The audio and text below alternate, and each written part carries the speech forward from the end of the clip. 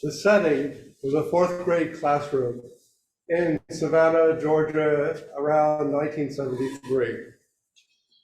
We 10-year-olds were learning about the age of exploration, that time during the 15th through 17th century, when Western Europeans began exploring the world. It was a standard curriculum. The teacher had just taught us the old mnemonic device, Columbus sailed the ocean blue in 1492. I remember reading the story of Columbus arriving in the Caribbean Isles. We were told that Columbus returned to Spain with news of the New World. I had too many questions. You're going to find that I was smarter when I was a 10-year-old than I am now. Why did Columbus need to find a shortcut to India? There was no answer given. Did he return to the New World? My poor teacher.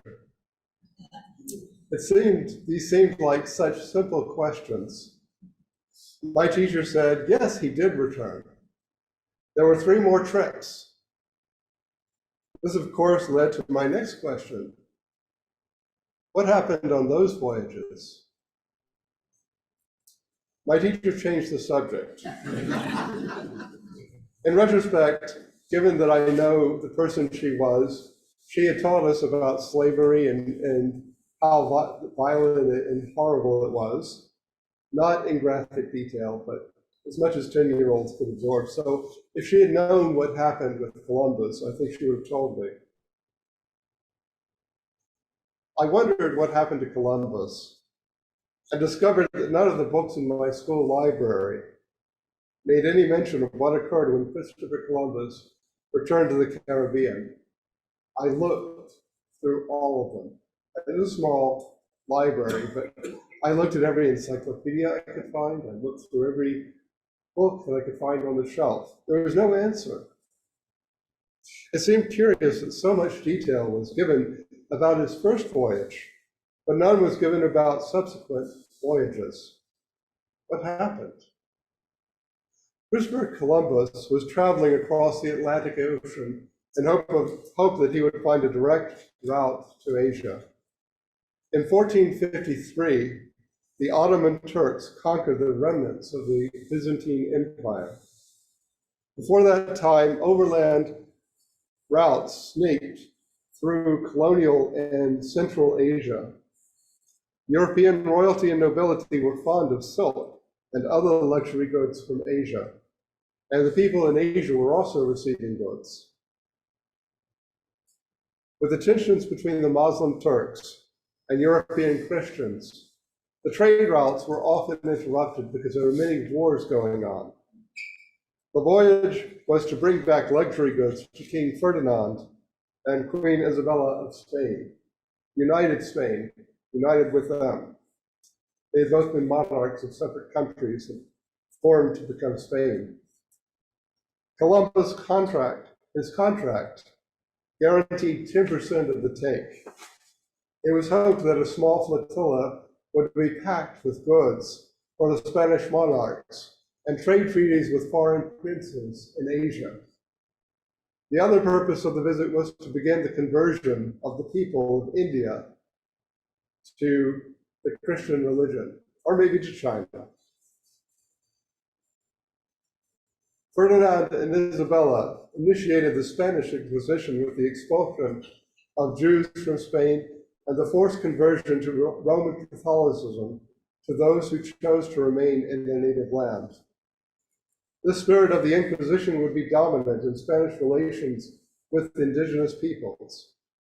Their mission was also to convert the people of India to Christianity and hopefully cultivate allies through shared faith against the Muslim Turks. Though it is unlikely the Spanish would have converted the Hindus of India, they might have found allies as India was on the verge of conquest by the Muslim Mughal Empire, which also had Turkish connections. An alliance against the expansion of Muslim empires might have been possible and might have been advantageous for both. These were the people who Columbus imagined he was meeting. But He thought, in fact, he called them Indians because he thought they were from India.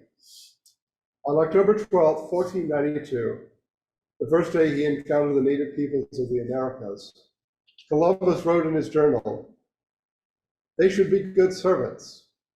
I, our Lord being pleased, will take hence, at the time of my departure, 6 natives for your highnesses." He was writing to the king and queen of what is now Spain. These native peoples were later paraded through the streets of Barcelona and Seville when Columbus returned to Spain. From his very first contact with native peoples, Columbus had their domination in mind. 2 days after that journal entry, on October the 14th, 1492, he made another journal entry. When he arrived in the Bahamas, he was greeted by the Arawaks, the native peoples. They were excited to meet Europeans for the first time. Columbus wrote this in his log. "They brought us parrots and balls of cotton and spears and many other things, which they exchanged for the glass beads and hawk's bells. They willingly traded everything they owned. They were well built, with good bodies and handsome features. They did not bear arms and did not know them, for I showed them a sword. They took it by the edge and cut themselves out of ignorance. They have no iron. Their spears are made of cane. They would make fine servants. With 50 men, we could subjugate them and make them do whatever we want." Unfortunately, that is exactly how things worked out in most encounters between Europeans and Native Americans for the next 350 years. In 1493, after Columbus's voyage, the Pope gave the New World to the Spanish monarchs. I didn't know it was the Pope's to give, but apparently he thought it was. Beginning in 1514, Spanish conquerors adopted the requirement, an ultimatum in which Indians were forced to accept the church as the ruler and superior of the whole world or face persecution. If natives did not immediately comply, the requirement warned them, "We shall take you and your wives and your children and shall make slaves of them, and as such shall sell and dispose of them as their highnesses may command. And we shall take away your goods and shall do all the harm and damage that we can." And this happened. And other European majority nations did the same thing.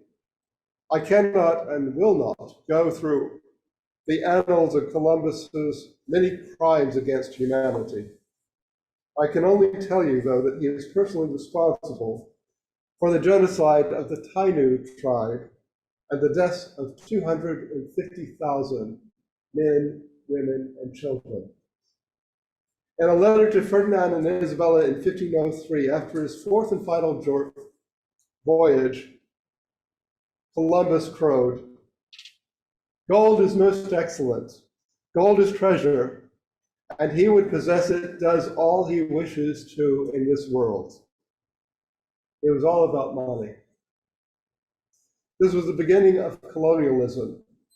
Colonialism is the invasion of one country by another, and the claim that the territory is now part of that nation. It is easy enough to recognize that this has been happening for quite some time. One of the factors in colonialism is the movement of the conquering nation's people into the colony. Imperialism means control, but not necessarily conquest or displacement. Colonialism, as we know it, began on October 12th, 1492. Everywhere it has involved the subjugation of peoples, the theft of their property, the denigration of their culture and religion, the belief in the natural superiority of the conquerors, their culture and religion, economic exploitation, and resorting to violence to maintain control. When Columbus set out to find India, one of his objectives was to convert the Indians to Catholic Christianity. Initially, Spanish conquerors in the Americas claimed that this was for the benefit of the indigenous people, as they would be saving their souls. Then a brave Roman Catholic priest, the first priest ordained in the New World, began writing about the atrocities committed by the Spanish conquistadors against native peoples. His name was Bartolome de las Casas. Eventually, his writings undermined Spanish colonialism and drew criticism of the Spanish crown among Europeans. Las Casas was called to Spain and compelled to debate whether the native peoples had souls. Church law offered protection to those who were Christian. If the native population converted to Christianity, they would have standing within the Spanish legal system, and the government would have to recognize them as having rights. Their concerns would also be taken to the Roman Catholic Church's courts and legal system, which also existed in Spain. Well, not too surprisingly, the debate was rigged, and it was decided that Sepulveda, remember that when you're driving down Sepulveda Road or Sepulveda Avenue or Sepulveda Boulevard in this country, because it's a pretty common name for streets. Sepulveda's argument that Native Americans did not have souls won the day, and they were as spiritually human as cows were. They were not truly human, and they could be used without regard to Christian ethics. Yes, we were going to convert them, the Spanish said, but we don't really believe they're going to heaven. This debate was a turning point in colonialism, and it affected even colonizing nations that were not Roman Catholic. The Spanish began their colonial period with the goal of converting natives to Christianity. Some of the natives did convert, but the Spanish still killed them when they asserted their rights. The Spanish had to develop a new religious strategy because colonialism could not advance if native peoples could gain legal rights. The conversion of native peoples to Christianity also weakened the rationale that it was by God's grace the Spanish took their territory. Native peoples converted and still received no rights. Devoid of souls, as the Spanish now argued, they had no place in heaven. Over time, the religious argument for colonialism became weaker, and colonial powers sought a different justification for their subjugation of native peoples all over the world. European nations would convert people to Christianity, and then they had the dilemma of having to deal with them as human beings. Besides, telling people they did not have a soul probably did not encourage their conversion. So Europeans justified their actions by stating that they were naturally superior to other people, and it was their superiority that compelled them to rule the earth. This racist view was not really present before the colonial era, and not as powerfully. Different groups did have hostility, but they did not have a systematically developed belief in their own superiority based upon their bodies. Leading into an era when science was becoming a factor in European cultural development, racism seemed like something scientific, like the Linnaean taxonomy of life forms, and the discovery and naming of elements and celestial bodies. You could put people into categories. Native peoples were not just inferior in terms of faith, racism taught, but also in terms of science. Therefore, it is reasonable to conquer them for their own good. That was what people taught. And yes, that is still something that people believe. Racism, as we know it, was the creation of colonialism. Now, I've talked mostly about Spain, but Americans have a problem with colonialism. We are often blind to the role of colonialism in American history because this nation was not European and broke away from being a colony of a colonizing power. Yes, in our history, the United States did receive colonies from Spain like Puerto Rico and the Philippines at the turn of the 20th century. But despite our very colonialist behavior, these places never contributed much to our national wealth, national identity, or prestige. American colonialism is mostly unlike European colonialism. It did not involve overseas settlement, but rather the expansion of national boundaries, taking territory from those who live upon it, treating them as inferior and not completely human, rationalizing this colonizing behavior with appeals to racism and religion. The United States made treaty after treaty with indigenous peoples and found reason to break all those treaties. We did not call this concrete behavior colonialism because that's what other people do, other European powers do. Rather, we called it manifest destiny. It was the fate of this nation's history and the white European people to drive and conquer all the land to the Pacific Ocean, land that belonged to indigenous peoples who had lived there for millennia. The whole world is presently suffering from the colonial mindset. A past president can speak disparagingly of countries with mostly non-European populations because he gave voice to ideas born out of the colonial process. Wealth is still concentrated largely in the former colonizing nations. There is still invisibility of native peoples. Their history is not taught in our schools. Our nation does not acknowledge its colonizing past at all as being connected to the colonizing behaviors that European nations exemplified. To speak of this is still controversial. To be silent, though, feels indecent, and it is not in keeping with our Unitarian Universalist values. The covenantal document that binds Unitarian Universalist congregations affirms and promotes the inherent worth and dignity of every person, justice, equity, and compassion in human relations, and the goal of world community with peace, liberty, and justice for all. These are noble ideals, and we are often challenged to put those ideals into practice for our country, our culture. They call us to speak and to act in ways that oppose oppressions of mind, body, and spirit. In our nation right now, history classes are legally forbidden in some states from presenting history in public schools that tells the truth about the oppression of Native peoples and African Americans because it might trouble white children to learn that white people committed atrocities against people of color in this country.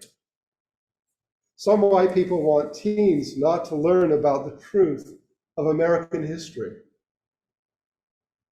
Living in truth is important to Unitarian Universalists.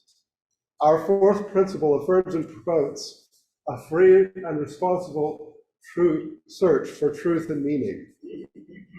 While this might be intended for theological or philosophical reflection, our pluralistic religious path encourages us to look at the world honestly, even when it does not reflect well on our ideals or self-image. We are to learn about the world as it is, and as it was, and we must live in truth, even if doing so is painful.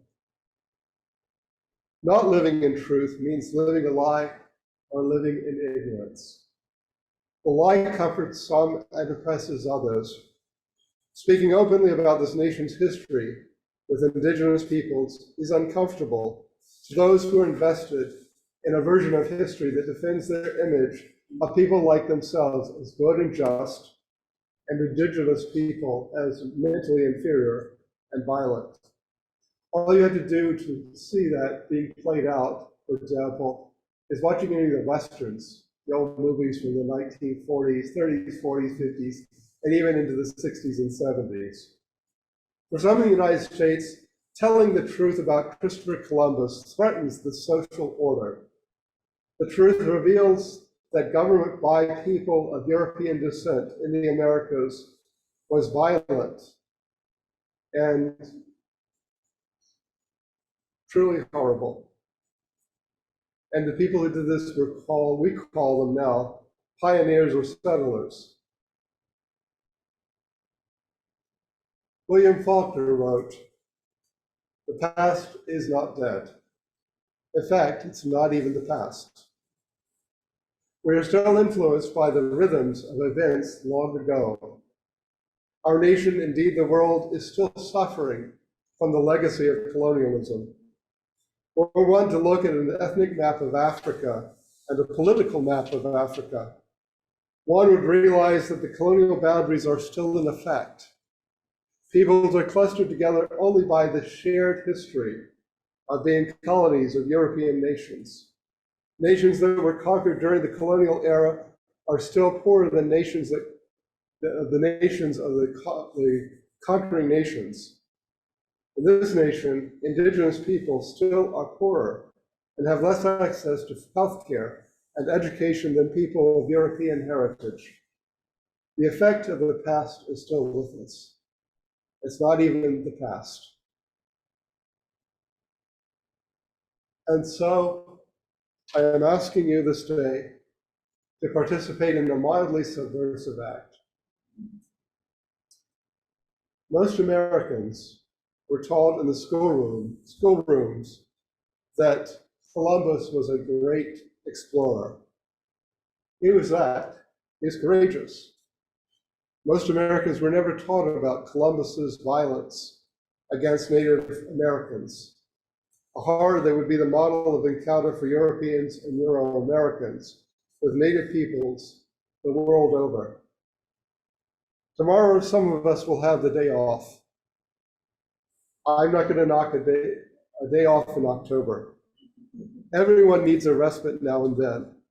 What is not fitting is that we do so in the name of a man who personally directed a government body to kill, maim, enslave, and torture thousands of people. It is not fitting that his name is given to cities, even our national capital district. The world needs to know who Columbus was and the crimes against humanity he committed. So here's the subversive element that I'm asking you to take part in. I don't think our nation is ready for change on Columbus Day.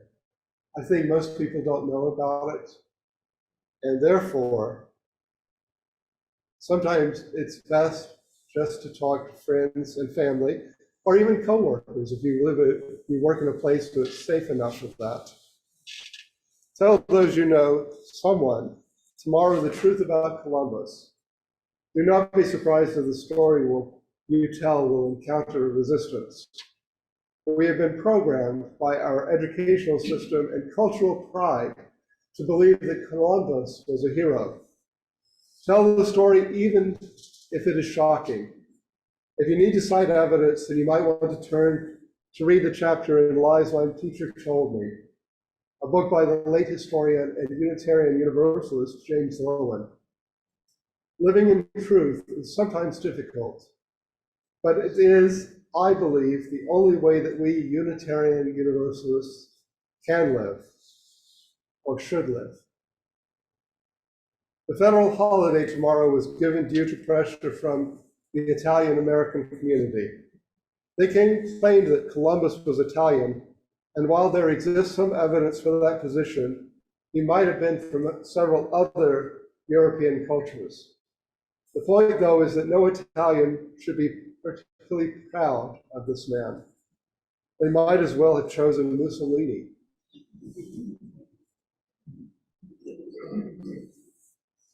In the Gospel according to John, Jesus says, "You will know the truth, and the truth will make you free. Such truth and such freedom do not come without responsibilities. If our society is to move to greater justice and equity between people, then we must share the truth. Without knowing the truth, our society operates out of ignorance, and ignorance impedes freedom. There is a movement to change the name of the holiday tomorrow from Columbus Day to Indigenous Peoples Day. Indigenous Peoples Day. Doing so would take national awareness of what Columbus did and how colonialism has affected Native people in what is now the United States.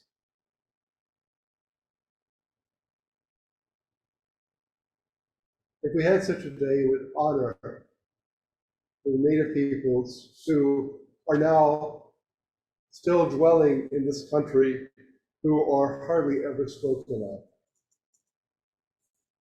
Most people in the United States are probably unaware that Columbus committed crimes against humanity.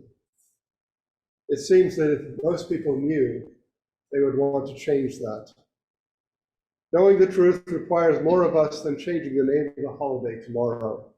It requires us to promote justice for those who have been and continue to be harmed, to make changes in our national behaviors and laws, and to honor and respect Indigenous peoples and their culture, and to include them more powerfully in national life. Our purposes and principles call us to action. And so today I end this with a prayer. The Reverend Jude Geiger wrote a prayer for Indigenous Peoples Day. Let us be in an attitude of prayer or meditation as we close this message with these words.